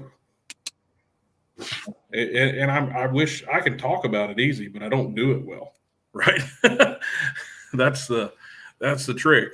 Is I can sit here and I can talk mad shit all night about how to do it right, but I'm very much so. I understand where I'm at as a shooter. I'm not implementing what my brain knows to do. When I'm under pressure, I'm not implementing like I should, and that's that mental game we have to overcome. So, but anyway, so that's wind. What about what is your most essential piece of gear? I mean, besides gun and ammo and Other than the obvious, right? You got to have a gun, a scope, and your ammo. But if there was one other piece you're going to add to this, what is the most essential piece? A bag. Huh? glass. I said beside that. No binos. Oh, your binos. Oh, yeah. See, I was going to say Kestrel. Yeah. I mean, you're not going to go to a match. I mean, you're not going to go to a match without your gun. You can borrow bags, whatever. Your Kestrel. I could borrow your Kestrel. I got my dope information wrote down, my BC and all that stuff. I could borrow, if you'd let me borrow your Kestrel, I could use it. But glass is something that I think is very underrated. Like 22X matches, I do pretty decent in. PRS matches, I don't do so good in. And why? That's been my question. Why? Why are these guys, if we go over here and shoot this, I can keep up with them. We go out and we shoot in a box or whatever. Them guys are behind glass 24/7. They're watching every bullet.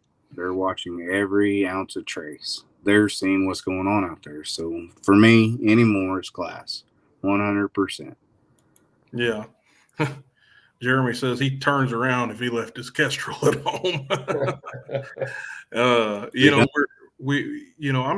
I never thought about it like that. You make a good point, because think about how much data you're learning as the day goes on, just by being on glass, being on your binos. We have another 22 Lima Romeo showed up. He says the Schmedium Armageddon gear bag. I can see, your bag's important 100%. It's going to be, you're going to have a rough day without it. A lot of these are very valid answers. But I hadn't really thought about it from the spotting aspect. I hadn't either. Because you really, I remember my first match and I didn't have binos. I didn't have what I have today. And if I go to a match without my tripod and binos, I am lost. Like I don't know where the targets are. I don't, I'm constantly trying to borrow somebody else's to see, but it's, I really hadn't thought about that. That's a really good point. I was definitely leaning toward my Kestrel since getting the Kestrel. I've really started to lean on it very heavily, because my dope has gotten better. Learning how to use to how wind is affecting the dope. You can kind of, I just sit kind of at the house sometimes with my Kestrel, and I'll play with it now, and just trying to get some of those mental notes. Okay, well, the wind switched from 1 to from 1 o'clock to 3 o'clock or whatever. And you can go in there and play with that and see how it'll affect your dope.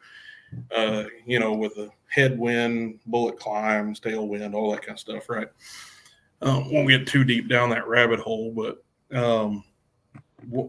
speaking of glass, there's a couple of companies coming out with new binos that I think are going to change the game around how much emphasis guys put on spotting like that. Apex is coming out with a set, and so is Bushnell. And I've heard rumors that possibly Vortex won't be far behind these guys. But Apex and Bushnell have released binos with reticles, right? With, to where you can measure, and it's just more information, right? More information you can gather. You can, what your point of aim might have been, right? Based on what's going on, you can make a pretty good assumption. The Sig Kilo 10K has a reticle now, apparently. I didn't know that. Thank you, Kenny. But, with the way I thought about it was I could make an inference of what I would have done, which, if I'm doing my job right, that should be pretty close to whoever's shooting what they should have done, right? And you can kind of build off of that, right? It's I didn't think about that though. Yeah, you kind of you racked my brain a little bit there, bud. Thanks, man. You got me stumbling, and I think I see a lot of value in what he said. I mean, and I'll say I probably will have to shift and change and think about it maybe the way Bud is now too, but or looking at it, because I don't have vinyls yet. I've kind of been looking, searching, comparing things to that effect, just not made my mind up yet.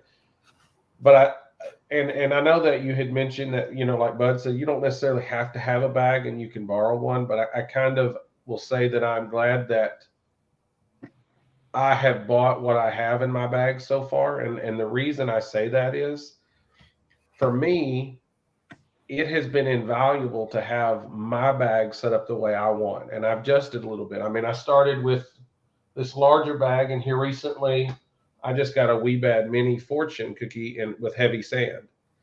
Mm-hmm. And for me, the reason that I find that valuable to have, and I think the more essential, is because I have learned how I can sit around the house in my room here, in my shooting room, or go out on the back deck or different things, and I can learn how to get into a position within a certain period of time, or I can learn efficient movements to a position.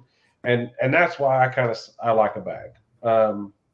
I have found that I have become more efficient with just movement by using that bag and learning that bag and how to position it and how to move it different than what I had with other bags. Yeah. Somebody there's going to have a Weebad. I mean, if I don't know, I guess the essentials, I was kind of thinking more of if you left the house or whatever. So I'm sorry. No, you're right. No, I think that's what you said was very valid. I mean, and I've never thought of it. I mean, I would feel comfortable if I had my gun and my ammo. If I had my glass with me, I'd go shoot a match. As far as your dope and your Kestrel and stuff, if you let somebody borrow your stuff, you can do it. But I mean, you can get away with so much less shooting a match. I mean, I don't know. This seems like the bigger the bag I had, the more junk I had in it, And the only time I've ever regretted it was when my scope fell off, and I was so glad that Jeremy Boyer had his fix-it stick. I mean, I used to have punches and everything in my gear, but I don't know. I mean, glass to me is really important anymore. I'm really trying to change that around. Yeah. Even, 22 Lima here, Crucial, he's just going over the data that you can really collect from watching, man. It's Randy Holloway posted something earlier. I seen it. A lot of people watch other shooters. It's smart and passing up good information, and it's true. But yeah. Oh, there he is. Yeah. Oh, Randy. Yes. Yep. Yeah, Randy, you got a good point there, buddy. Good point. It, ton of good info. Guys, I think we've covered the bulk of what we had to talk about. Hour and 45 minutes. I didn't expect to go this long. I figured we'd be at about an hour. We still got 43 people, watching. I'm pretty satisfied with Bino's completely over spotting scope. Huh? Oh, binos over. Yes, 100%. Yeah, I'm glad you caught that, bud. I'm sorry to interrupt you. No, you're good. I'm glad you caught that. Right here, which he says bonos is a binos, but the binos over the spotting scope, 100%. I can't. I'm one of the guys that used to carry my spotting scope to matches. I took it because I filmed through it though, for target. If you go back and watch some of my my other some of my match videos, right? The target footage you'll see in some of them old match videos was filmed with my cell phone. I've got this deal here on the end of it that there's a piece that screws to that. I put it on my spotting scope, and that's how I did that. But switching over to binos is the best thing I did. So yeah, 100%. I can't agree more with that. You get a better field of view. You can transition to targets so much faster. You can really keep up with what's going on. Small bore F class. Oof. Kenny, what are you trying to get us into, man? Bud, are we starting? Are you going to start a small bore F class? Yeah, I probably do. I don't know. I done some of that bench rest, that 50-yard bench rest, and then we did 100. I mean, I can see the appeal to it, I guess, a little bit. But I literally watch these guys shoot a brick. And when I mean brick, 500 rounds to get to score 25. I was like, that's more than I shoot in them 2 months, I don't know. Dry fire. But yeah, no, some small bore F class. I mean, now considering I've never shot an F class match and I know very little about it, are we talking like Rimfire F class, or are we talking small bore center fire, like sub 6mm stuff? That'd be kind of interesting. 223 only. That'd be kind of nifty. Or if it was limited to just a caliber restriction, like 22 or 224 or something like that. Oh, here we go. Lives in a retirement community. Well, I mean, yeah, it's I can see that. Maybe you're older than I thought you were, but you gotta have the Asian guy living in the retirement community. But I don't know. That'd be kind of neat. Some fun stuff to try.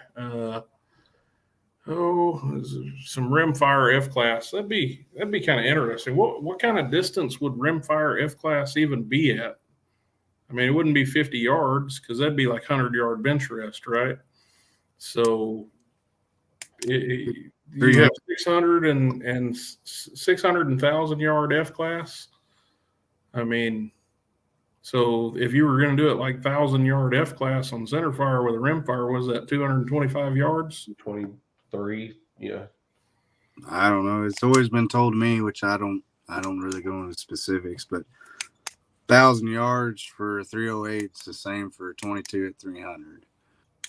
So if you try to compare it against like a 6 Creedmoor or 6mm bull or something like that, it'd probably be even closer, I guess. But I don't know.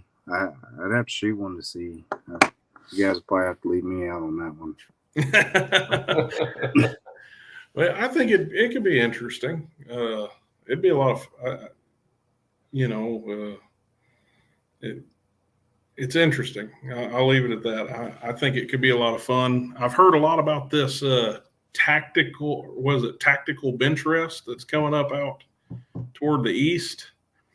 I had a guy hit me up on this. I've been meaning to message him back on Facebook. It's a PRS or NRL style match, but at each stage he has like a portable bench he takes or whatever.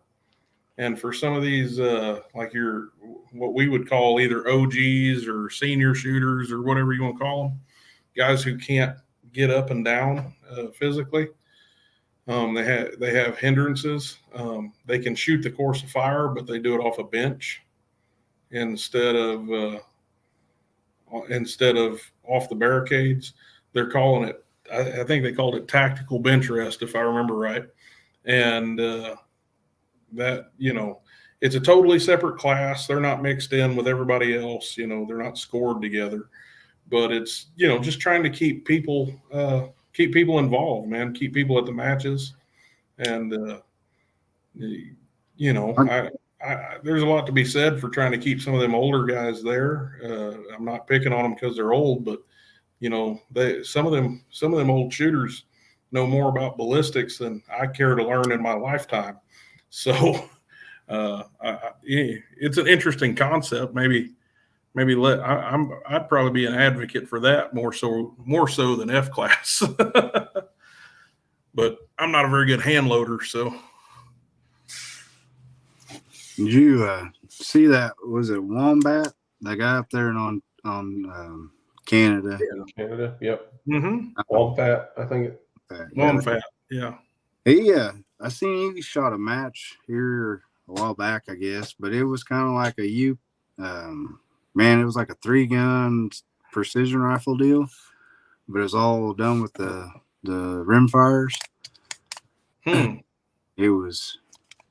was pretty neat. I can't remember. I have to look it up again. I was going to send it to you and I didn't, but something they're doing up there in Canada, and it's it's kind of like the ELR. You have the regular match and then the ELR. Well, this was kind of a long range PRS NRL style match, and then like a USPS style match, and then stuff. It was pretty. It wasn't running and gunning and stuff, but you had different targets and stuff like that. But I don't know. There's you said run and gun, and like my brain instantly flashed back to Kansas. What you mean where you walking and then walking back and shot it and won that money? Didn't you do that? Yeah. Well, that ELR match in Kansas, Chris, they had like a side pot deal where it was a rimfire like AR style gun, and it was kind of like running. I don't know if they call it running gun. I don't know what the name of it is, but I wasn't going to do it, and I think Josh even paid my entry fee, or you did, or somebody. You did, didn't you? No, Josh paid both of us. Yeah, I wasn't even going to do it, and Josh was like, "Oh no, you're going to do this," and Josh goes up there, and he I can't remember, and he kind of goes through it. I go up and I get the gun, and like I basically walk through this thing real slow, and but I didn't miss any targets. I cleaned it, and apparently I wasn't even thinking about it. I walked off, went back, and they're giving away the trophies and stuff. And somebody said that I was the only one who cleaned it, so I won it. It was the best score, and if there was a tie, there had to be the fastest time. Well, nobody else cleaned it, so I took the money. I didn't even want to be in it. It was that night. I also got that foundation reloading block off the prize table, which is also something Josh wanted, and I made sure to go get it so he couldn't have it. I've heard there's good words over that reloading block.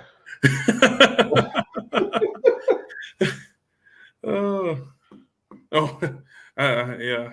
Me and this guy right here, we were on the same page, my friend. brain shut off as soon as he said run. I tell people all the time, the only thing I ain't in the Army and I don't play football no more. I ain't running no damn where. If a bear's chasing me, I'm gonna shoot you in the leg.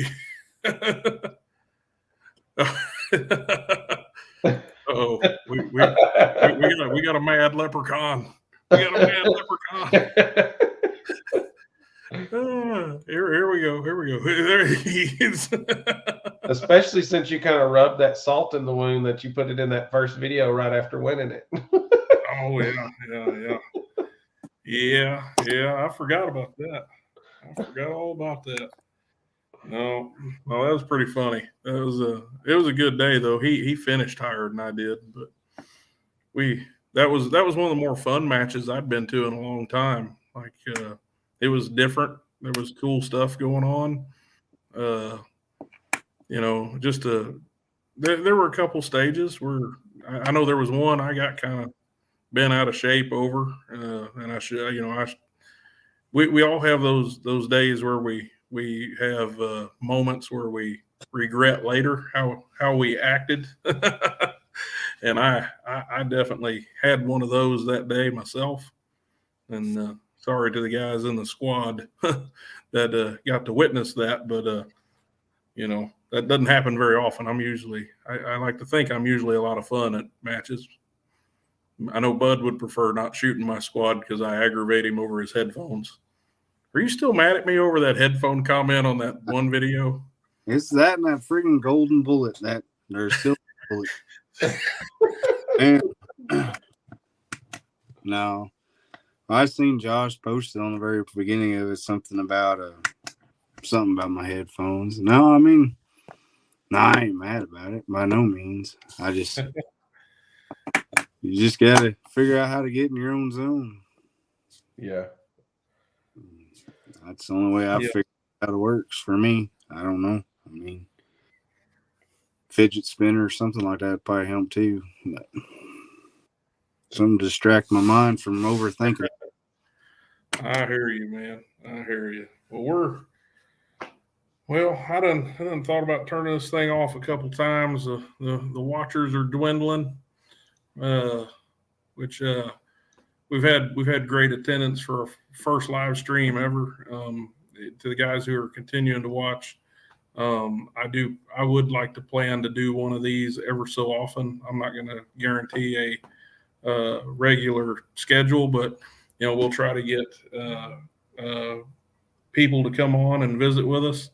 Hopefully Bud and Chris, you guys will come back and hang out with me again on future ones, and we'll kind of make this a thing from time to time. But guys, I hate to cut it all off, but I don't know about you. I'm ready to go to bed. I got a long drive in the morning. So folks, everybody, y'all take it easy. If you need anything, you know where to find us. Go to Facebook, check out Bud's Facebook pages. Recon by Fire Range LLC. You also have the Recon by Fire Range members, I believe. Members. I think that's where everything's posted at. Pretty much as a member of the group, not the page. The group is. Don't ask me. I'm not. You know me. I'm dumb. All the information is. Go to it.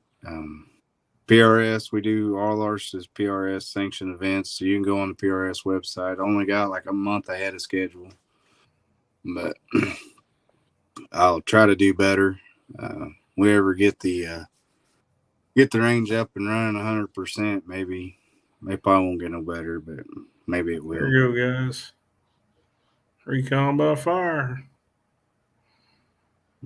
There it is. Go there, check him out. You can come over, check us out at Midwest Long Range Rimfire Series. I try to share Bud's matches in there as well. So one way to do it. Let me stop sharing here so we don't have so many windows. Sorry, I don't have two monitors tonight. I just got the one.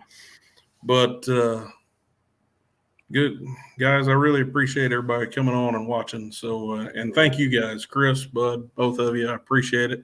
But I know you came on kind of short notice. I talked to you this morning, so thank you very much to do this with me. And we'll do it again, guys. I appreciate it. So, everyone, have a good night, gentlemen. Have a good night. Appreciate you. Yep. See you guys. Night, everybody. Good night.